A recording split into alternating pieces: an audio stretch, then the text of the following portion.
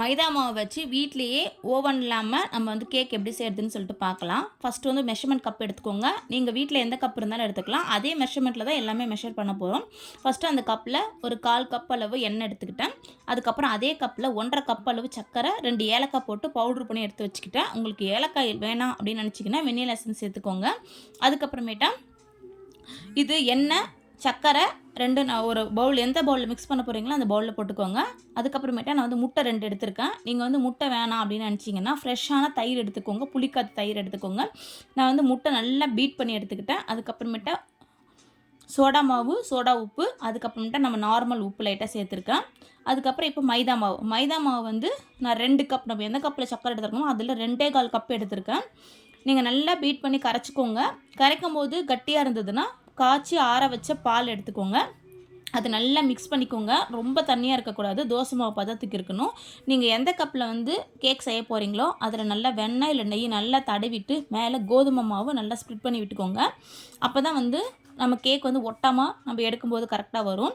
இப்போ வந்து குக்கரை ப்ரீ ஹீட் பண்ணிக்கோங்க. ஒரு 10 நிமிஷத்துக்கு முன்னாடி வந்து ஹீட் பண்ணி அதுக்கப்புறமேட்டா நீங்கள் மாவு ரெடி பண்ணி குக்கரில் வச்சு மூடிடுங்க.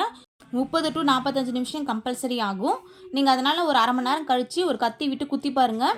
கத்தியில் ஒட்டலைன்னா நீங்கள் ஆஃப் பண்ணிக்கோங்க. இல்லைனா ஒரு 1/4 மணி நேரம் கழித்து அதுக்கப்புறமேட்டா எடுத்துக்கோங்க. இப்போ நீங்கள் அப்படியே கூட கேக் சாப்பிட்லாம். நான் வந்து ஜூஸியாக இருக்கும் அப்படின்றதுக்காக சுகர் சிரப்பு அது கூட வந்து தேன் மிக்ஸ் பண்ணி நல்லா பீட் பண்ணி அந்த கேக் இருக்கு இல்லையா, கேக்கில் வந்து ஃபோக் வச்சு நல்லா குத்தி அதை வந்து நான் ஊற்றி விட்டுக்கிறேன். ஏன்னா அது இங்கே கட் பண்ணி சாப்பிடும்போது கொஞ்சம் ஜூஸியாக இருக்கிறதுக்காக. உங்களுக்கு வேணான்னா அப்படியே அவாய்ட் பண்ணிக்கோங்க. அப்படியே கூட சாப்பிட்டா சூப்பராக இருக்கும்.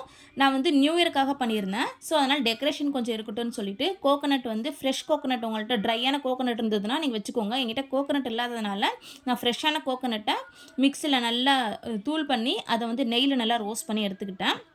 அதுக்கப்புறமேட்டா ஜாம் இருக்கு இல்லையா, நம்ம ஜாம் யூஸ் பண்ணுமே, ஜாமை வந்து லைட்டாக தண்ணி ஊற்றி அதையும் நல்லா கட்டியாக இருக்கிறதுனால கொஞ்சம் தண்ணி ஊற்றி கரைச்சி அதையும் நல்லா மேலே தூவி விட்டுக்கிட்டேன்.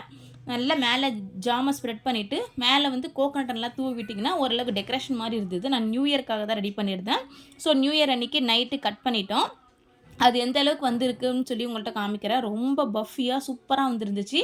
நான் சொன்ன மாதிரி ட்ரை பண்ணி பாருங்கள். சூப்பராக இருக்கும். நெக்ஸ்ட் வீடியோவில் பார்க்கலாம். பாய்.